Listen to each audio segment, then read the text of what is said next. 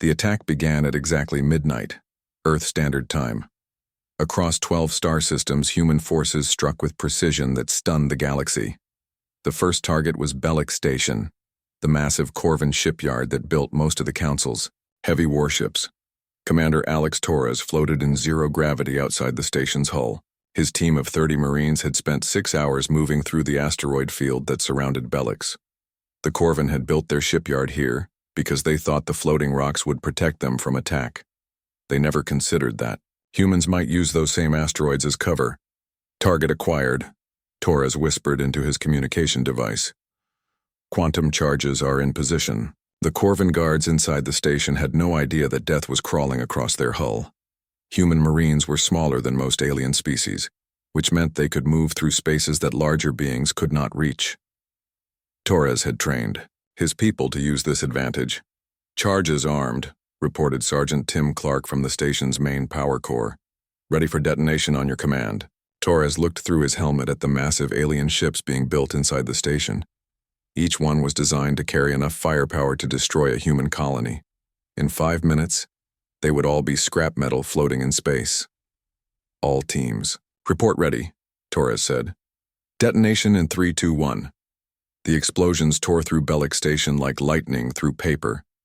The quantum charges had been placed at structural weak points that human engineers had identified from stolen alien blueprints.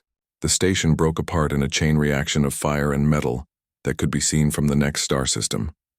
73 Corvan battleships died in the first 30 seconds. The aliens who survived the initial blast found themselves trapped in wreckage with no way to call for help. Torres and his Marines were already gone, picked up by ghost ships that appeared just long enough to collect them.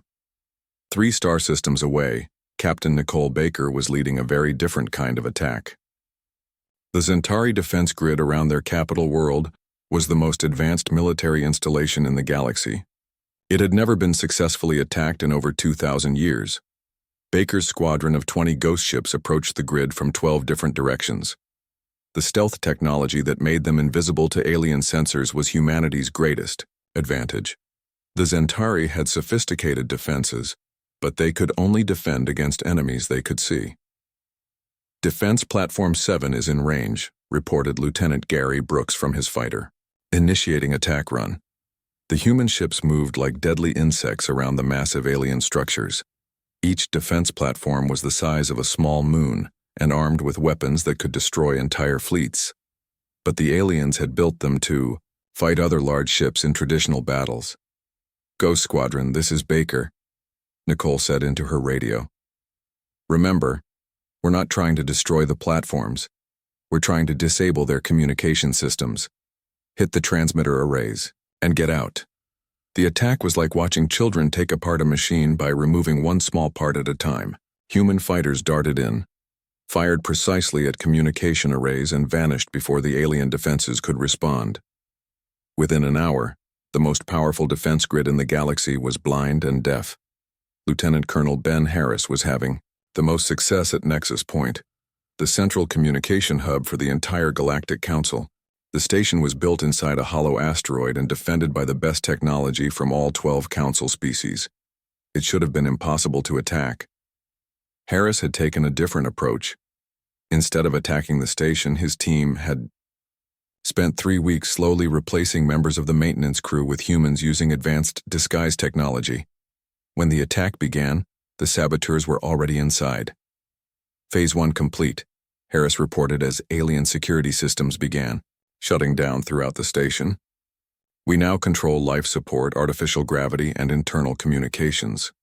The alien defenders found themselves fighting in the dark as human saboteurs cut power to different sections.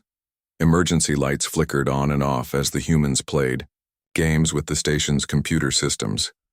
Worst of all, the aliens could not communicate with each other as their own systems turned against them.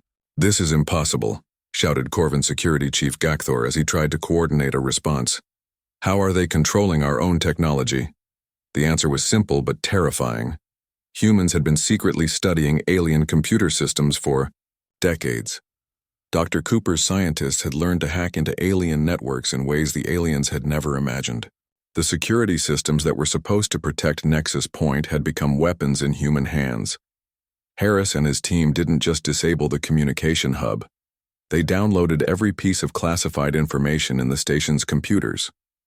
Military plans, political secrets, technological specifications, everything the Galactic Council had tried to keep hidden from the galaxy. The most devastating attack came at the Ethereal Research Station in the Vega system. The Ethereal were the most advanced species in the Council, and their research facility contained technologies that other species could only dream about. It was also defended by energy barriers that no known weapon could penetrate. Major Linda Foster had studied the problem for months before finding a solution that was typically human in its simplicity. Instead of trying to break through the energy barriers, her team used them as weapons. Overload charges are in position, Foster reported, from her position near the station's power generators. When these explode, the energy from the barriers will have nowhere to go except back into the station. The explosion was visible from 3 star systems away.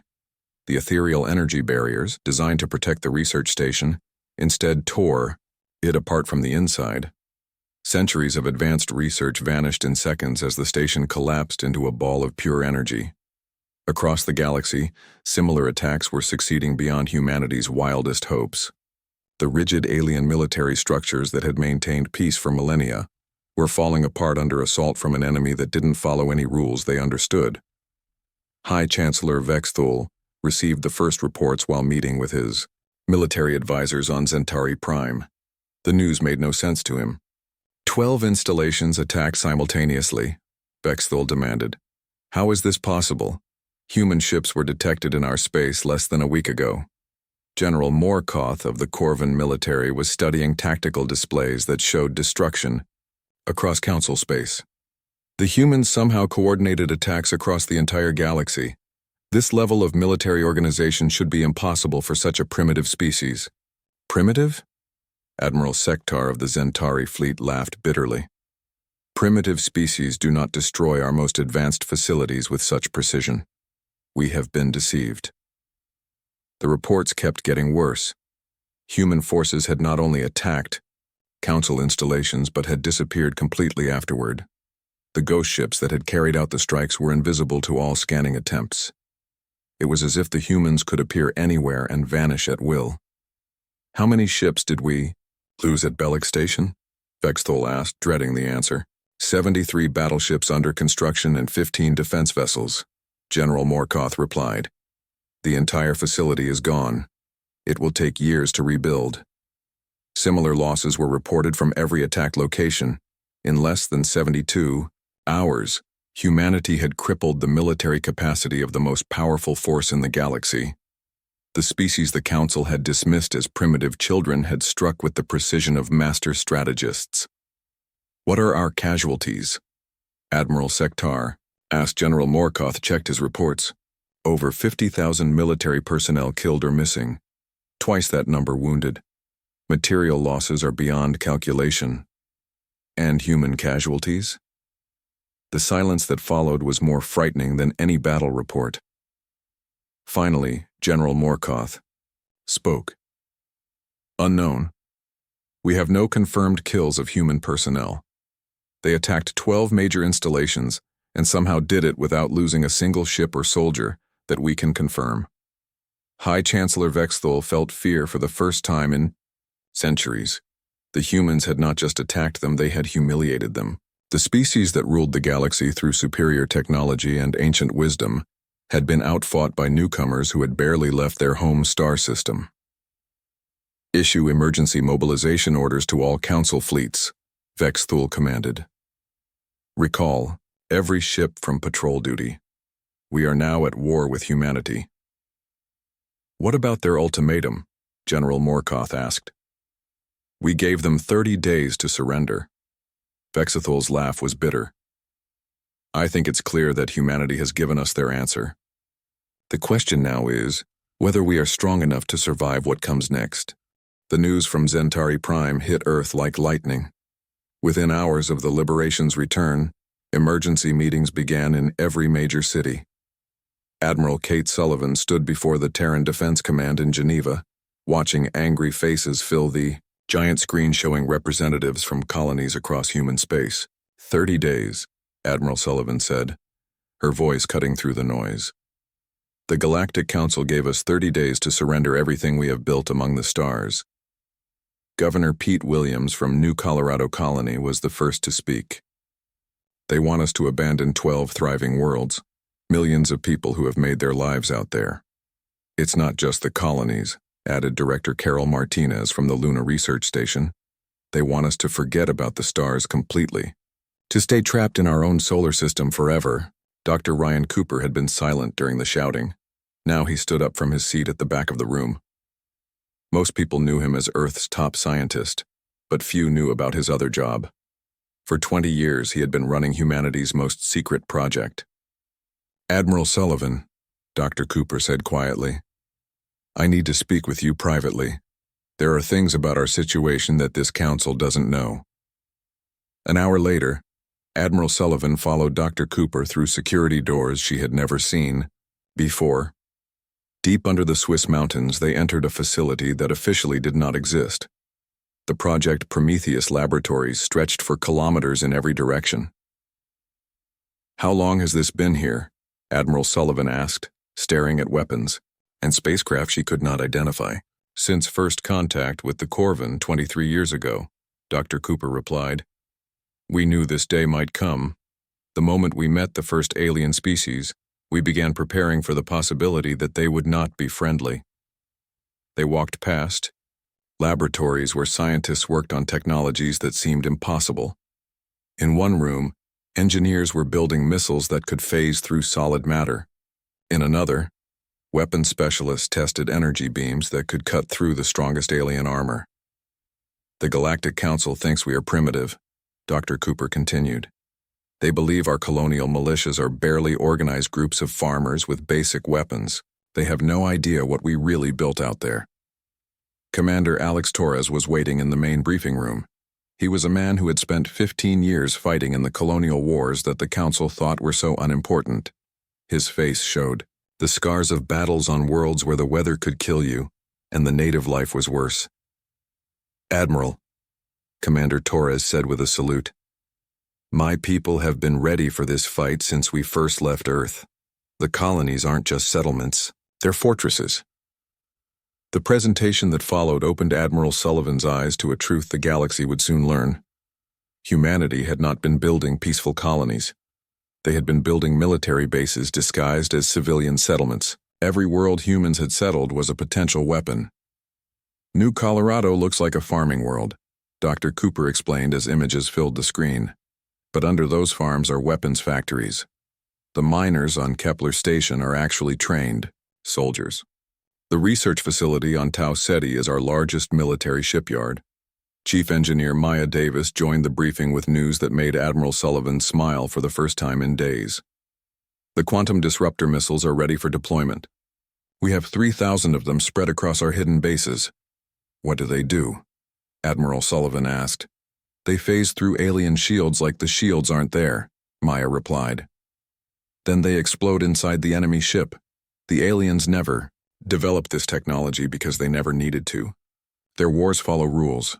Ours don't. Commander Torres activated another display.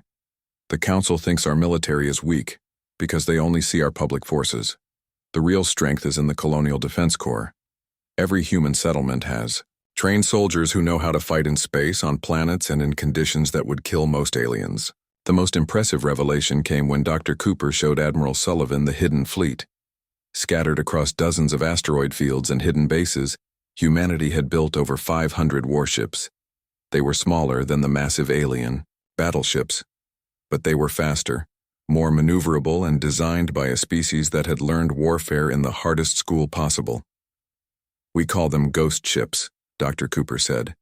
Stealth technology that makes them invisible to alien sensors. They can attack and disappear before the enemy knows what hit them. Admiral Sullivan studied the tactical displays. This is incredible, but can it work against the entire Galactic Council? Commander Torres leaned forward. Admiral, with respect, the Council has been at peace for 5,000 years. Their soldiers have never faced real combat.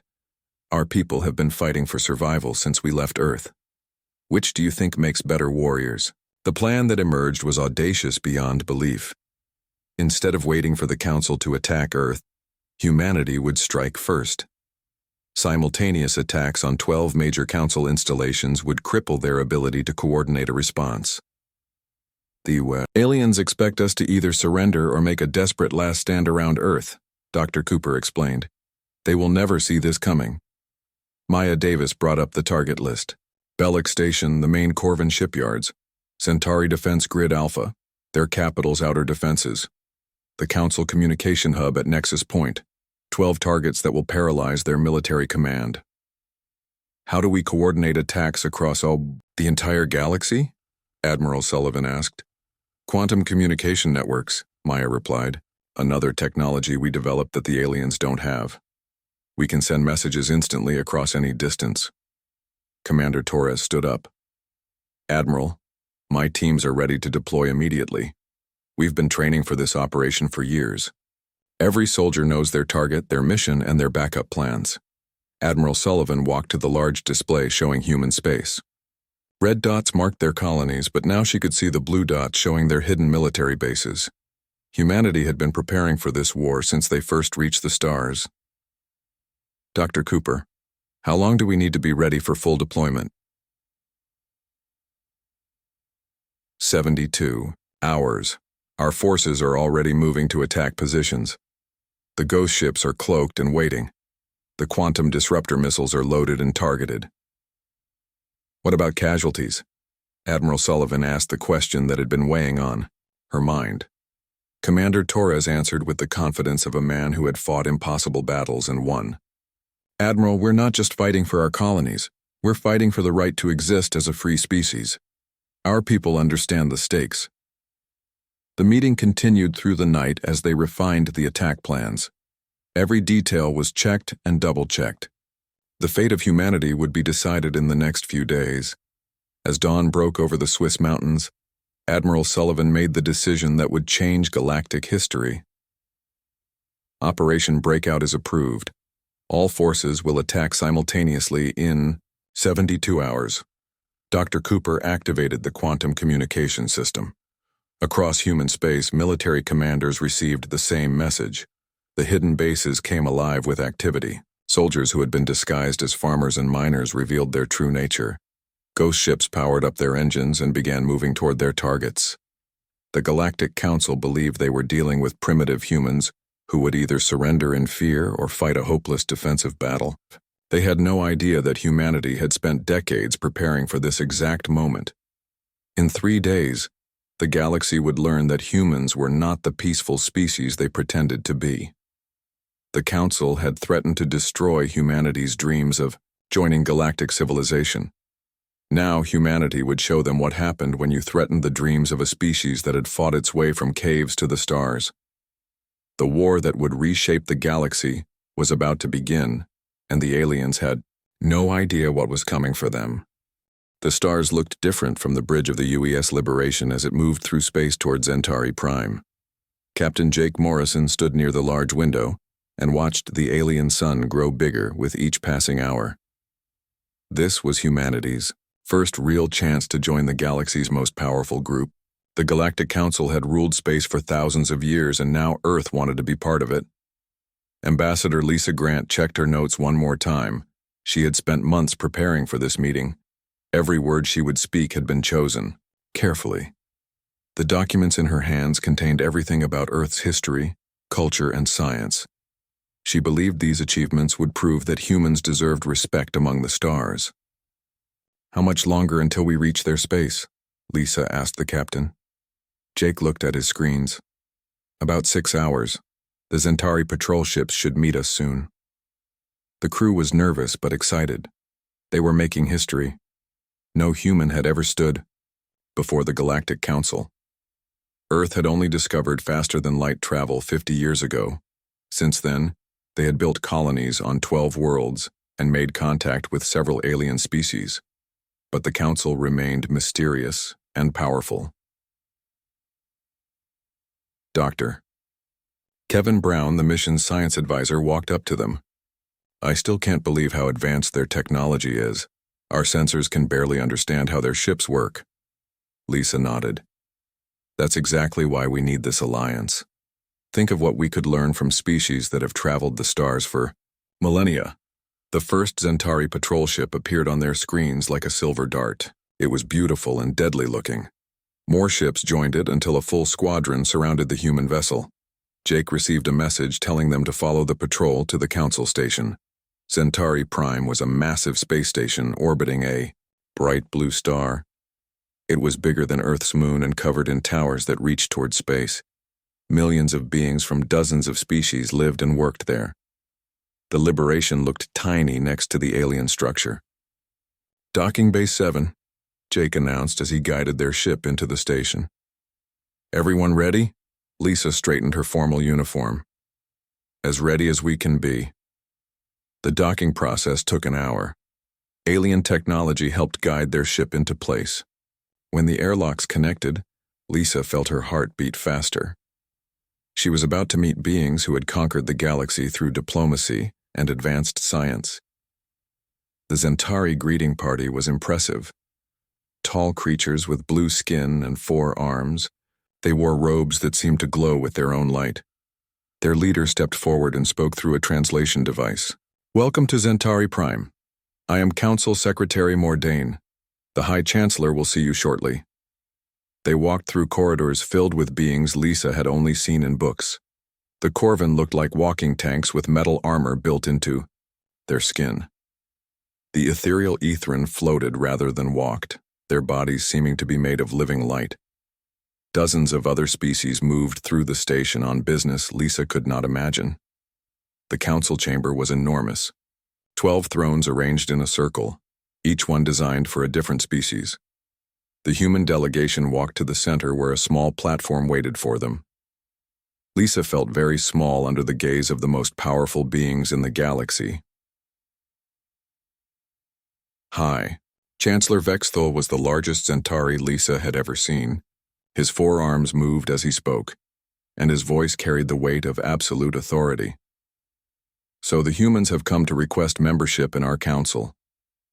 We have, Your Excellency, Lisa replied, trying to keep her voice steady. Earth offers friendship, knowledge, and our commitment to galactic peace. The Chancellor's laugh was not kind. Peace? Your species has fought wars for your entire history. Your own planet still shows scars from nuclear weapons.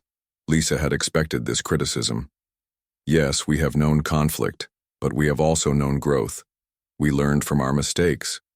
Earth has been at peace for over a century. Another council member, a Corvin general, spoke with a voice like grinding metal. A century is nothing. We have maintained order for 5,000 years. Lisa activated her presentation device. Images of Earth appeared in the air above them. We may be young, but we have achieved much. We have eliminated hunger, disease, and poverty on our world. We have colonies thriving in harsh environments. We have created art, music, and literature that speaks to the soul. The council members looked bored. One of them, a creature that looked like a living crystal, spoke with a voice like breaking glass. Primitive achievements. Any species can feed themselves and make noise. Lisa felt anger building inside her but kept her voice calm. We also offer military assistance. Our forces are experienced in colonial defense and military assistance? The Chancellor's voice cut her off. From a species that cannot even unite their own planet? Your colonial militias are barely organized. Dr. Brown stepped forward. Our scientific research has made breakthroughs in quantum mechanics, artificial intelligence, and child's play. Another council member interrupted. You have discovered things we mastered eons ago. The session continued for hours. Every achievement Lisa presented was dismissed. Every offer of friendship was rejected. The council spoke to them like adults speaking to annoying children. Lisa felt her hopes dying as the meeting went on. Finally, High Chancellor Vexthul stood. His massive form cast a shadow over the human delegation. We have heard enough. The Galactic Council finds humanity unworthy of membership. The words hit Lisa like a physical blow. Your Excellency, surely we can discuss. There is nothing to discuss. Your species is too violent, too unpredictable, too primitive. You are a danger to galactic civilization. The Corvan general leaned forward. However, we are not without mercy. We will allow your species to exist under our guidance. Lisa felt hope return. What kind of guidance? The Chancellor's next words destroyed that hope. You will surrender all faster-than-light technology. Your colonies will be abandoned. Humanity will remain in your solar system under our supervision. The Ma'ur chamber fell silent. Lisa could hear her own heartbeat. That would be the end of human expansion, the end of our dreams of joining galactic society. Dreams change, the Chancellor said coldly. You have 30 of your Earth days to comply. After that, we will take corrective action. Jake stepped forward for the first time. And if we refuse? The Corvan general's laugh sounded like weapons, being loaded. Then you will learn why we have maintained peace for 5 millennia. Defiance has consequences. The meeting was over. The humans were escorted back to their ship in silence. Lisa felt numb. Everything they had hoped for was gone. Humanity was being treated like dangerous children who needed to be locked away. As the Liberation prepared to leave, Jake received urgent messages from the station's traffic control. Centauri warships were moving to intercept them. The Council had decided the humans might be too dangerous to let leave freely. All power to engines, Jake ordered. We're getting out of here. The Liberation raced away from Centauri Prime with alien warships close behind. They barely made it to the edge of the system before jumping to faster-than-light speed. The journey home would take 3 weeks, and Lisa knew that when they arrived, everything would change. She looked out at the stars one more time. The galaxy had rejected humanity with contempt and threatened them with extinction. But the aliens had made one terrible mistake. They had assumed that because humans were young, they were weak. They were about to learn how wrong they were. Fear spread through Council space like a disease. The attacks on their major installations had shaken the foundation of galactic civilization. For the first time in 5,000 years, the species that ruled the galaxy faced an enemy they could not understand or predict. Colonel Sam Rodriguez was making sure that fear grew stronger each day. His ghost ship, the Phantom Strike, moved through Corvan space like a hunting wolf. The aliens had increased their patrols, but their large, powerful ships were easy targets for human hit-and-run tactics. Corvan supply convoy detected, reported his sensor operator, Lieutenant Julie Adams. 6 cargo ships with 4 escort vessels. Rodriguez studied the tactical display. The Corvan were trying to reinforce their remaining bases, but they had to move slowly to protect their valuable supplies. This made them perfect targets for human raiders. Attack pattern Delta, Rodriguez ordered. Hit the escorts first. Capture what we can from the cargo ships, then disappear before reinforcements arrive. The attack was over in 12 minutes. Human fighters swarmed the Corvan convoy like angry insects, their quantum disruptor missiles phasing through alien shields as if they didn't exist. The escort ships exploded before they could send a distress signal. Cargo vessels secured, reported Major Steve Parker from the boarding team. Medical supplies, weapons, and something interesting. Encrypted communication codes. Rodriguez smiled. The codes would allow Dr. Elena Hayes and her computer specialists to break deeper into alien networks. Each attack gave humanity more intelligence about Council operations. Dr. Hayes was conducting her own kind of warfare from a hidden base in the Alpha Centauri system. Her team of scientists had been developing weapons specifically designed to target alien biology.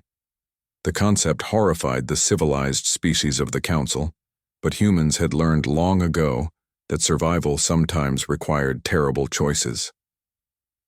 The OST atmospheric processor is ready for deployment, Dr. Hayes reported to Admiral Sullivan during their daily briefing.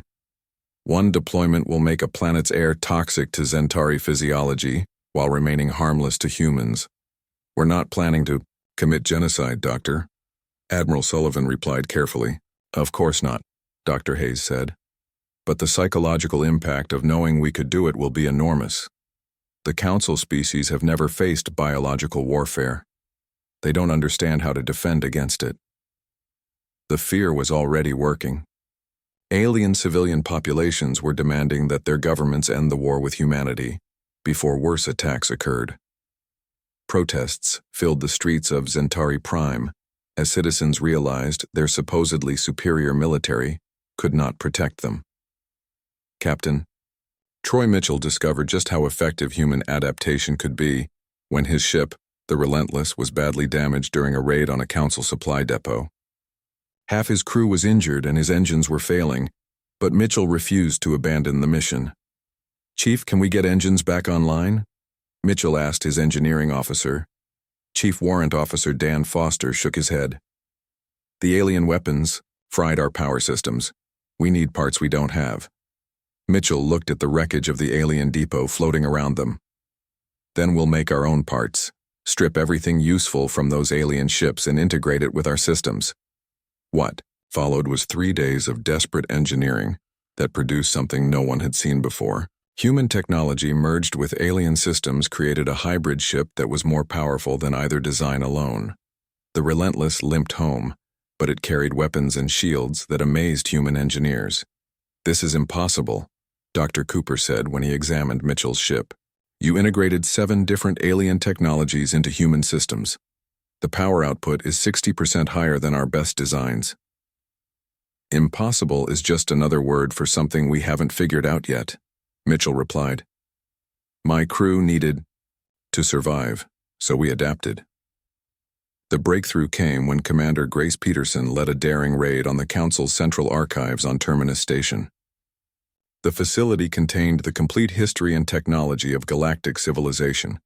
It was also the most heavily defended location in Council space. Peterson's approach was uniquely human. Instead of trying to fight through the defenses, her team infiltrated the station by disguising themselves as members of a minor alien species that provided maintenance services. Security checkpoint ahead, whispered Sergeant Bob Turner through the team's communication system. His human features were hidden under an alien appearance modifier that made him look like a graven technician. Stay calm and follow my lead, Peterson replied. She had spent months studying graven behavior patterns and language. The disguise had to be perfect. The alien guards barely looked at them as they passed through security. Minor species were invisible to the arrogant council members, which made them perfect cover for human infiltration. Once inside the archives, Peterson's team revealed their true purpose. But instead of simply stealing information, they uploaded a virus into the alien computer networks that would spread throughout Council space. Upload complete, reported Corporal Amy White from her position at the main computer terminal. The virus will activate in 72 hours and begin corrupting their databases. The virus was a masterpiece of human computer warfare. It didn't destroy information immediately. Instead, it slowly changed small details in navigation charts, supply, schedules, and communication protocols. Ships would get lost. Supplies would be sent to wrong locations. Orders would be garbled or delayed. Digital warfare, Peterson said as her team prepared to escape. Another concept the aliens never considered. 3 days later, chaos erupted. Throughout Council space, ships missed their destinations by millions of kilometers. Supply convoys arrived at empty coordinates. Military units received contradictory orders that sent them in circles. High Chancellor Vexthul stood before an emergency session of the Galactic Council, watching his civilization fall apart. The great species that had ruled the galaxy for millennia were being defeated by tactics they had never imagined. Our communication networks are compromised, reported Admiral Sektar. We cannot trust any information in our databases. Ships are getting lost because their navigation charts have been altered. General Morkoth was even more disturbed by reports from the front lines. Our forces are deserting. 3 Corvin battle. Groups have refused orders to attack human positions. The crew said fighting humans is suicide. What about our allies? Vexthul asked desperately. Council member Ythara of the Crystal Federation spoke with a voice like grinding stone. 5 minor species have declared neutrality. The Graven have withdrawn their fleets entirely. They say they will not fight a war they cannot win. The worst news came from intelligence reports about human capabilities. The species the Council had thought primitive had revealed technologies that surpassed anything in Council space. Their stealth systems make our sensors useless, Admiral Sektar reported. Their weapons penetrate our best shields. Their computer viruses can corrupt our most secure systems. How is this possible? Vexthul demanded. They have had faster-than-light travel for only 50 years. General Morkoth had been studying human tactics and had reached a terrifying conclusion. They are not fighting the way civilized species fight. They use deception, sabotage, biological weapons, computer viruses, methods we never developed because we considered them dishonorable. Dishonorable or not, they are winning, Vexthul said bitterly. The truth was becoming clear to everyone in the room. The Galactic Council had maintained peace for 5,000 years by following rules that made warfare predictable and limited. Honor, tradition, and established protocols had kept conflicts from becoming too destructive. Humanity followed none of these rules. They fought to win by any means necessary. They adapted to every situation and turned their enemies' strengths into weaknesses. Most terrifying of all, they seemed to enjoy the challenge of fighting impossible odds. What do you recommend? Vexthul asked his military commanders. The silence that followed told him everything he needed to know. The greatest military minds in the galaxy had no answer for an enemy that refused to fight fair. There is one option, General Morkoth finally said. We could try to negotiate. The words hung in the air like a death sentence. The Galactic Council, which had dismissed humanity with contempt just months earlier, was now considering surrender to the species they had called primitive children. Outside the council chambers, panic continued to spread through alien space.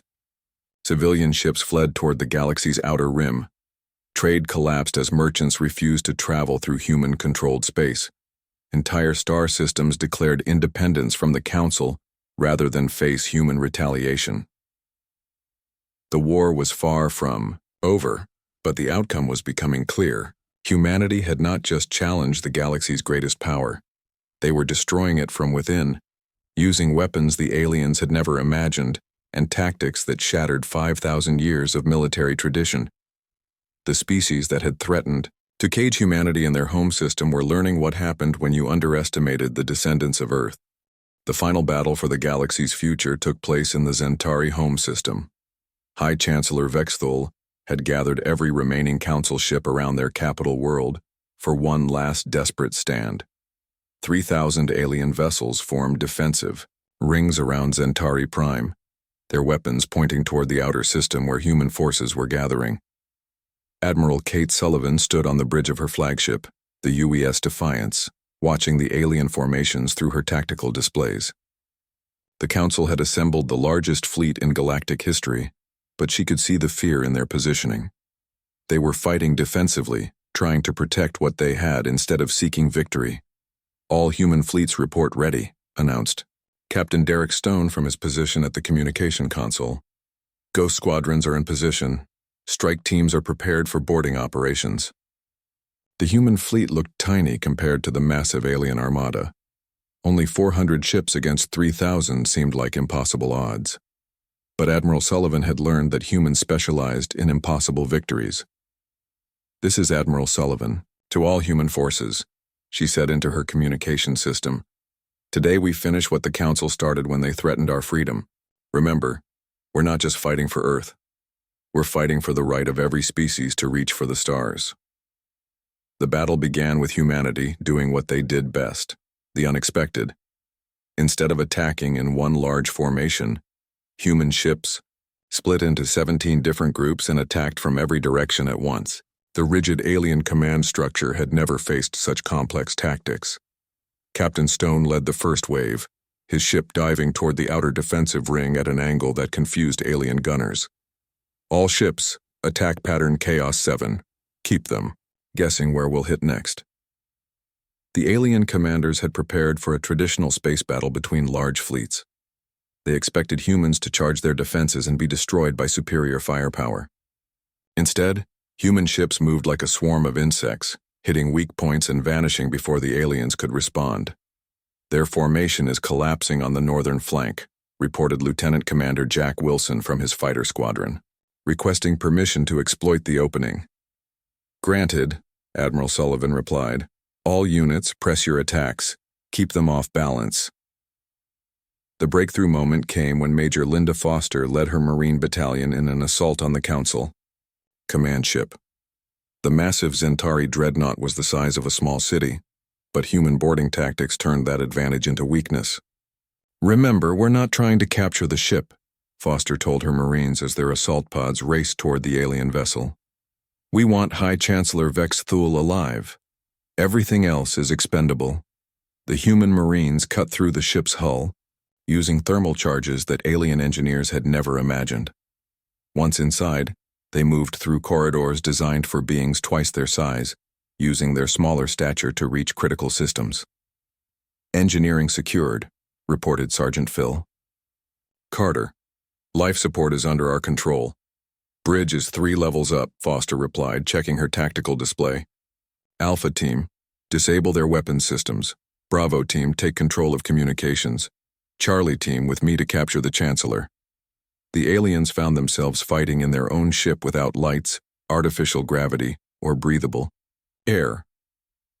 Human Marines wore sealed armor that let them operate in any environment, while the alien defenders struggled with conditions their own species could not survive. High Chancellor Vex Thule was found barricaded in his command center, surrounded by the last of his personal guards.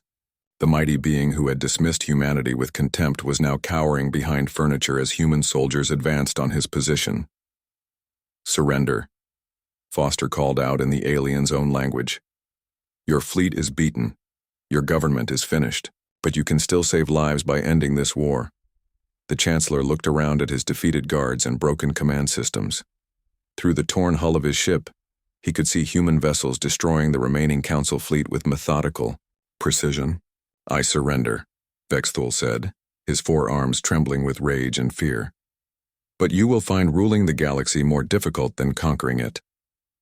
Foster removed her helmet and showed her human face to the alien leader. "We don't want to rule the galaxy. We just wanted you to treat us with respect." Within hours, news of the Chancellor's capture spread throughout the remaining Council forces. Alien commanders who had been fighting desperately for their lives suddenly found themselves with no orders and no government to serve. Admiral Sullivan used the Council's own communication systems to broadcast a message to every ship in the system. "This is Admiral Kate Sullivan of the Terran Defense Force. Your leader has surrendered. Your fleets are defeated. But this war doesn't have to end with more death." The response amazed even the humans. One by one, alien ships began laying down their arms. Some requested permission to withdraw from the system. Others asked to discuss terms for ending hostilities. The Ethran were the first to approach the human flagship with an offer of alliance. Their energy-based forms flickered with what humans learned was excitement as their ambassador spoke. "We have watched this war with great interest," the Ethran representative said. "Your species fights with innovation we have not seen in millennia. We would be honored to learn from you." Captain Stone managed the surrender process as alien commanders came aboard human ships to negotiate. "Admiral, the Graven Empire wants to establish trade relations. The Crystal Federation is offering to share their manufacturing technology." Admiral Sullivan found herself in a position she had never expected. Instead of ruling over defeated enemies, she was negotiating with potential allies who genuinely wanted to work with humanity. The most surprising conversation came with General Morkoth of the Corvin military.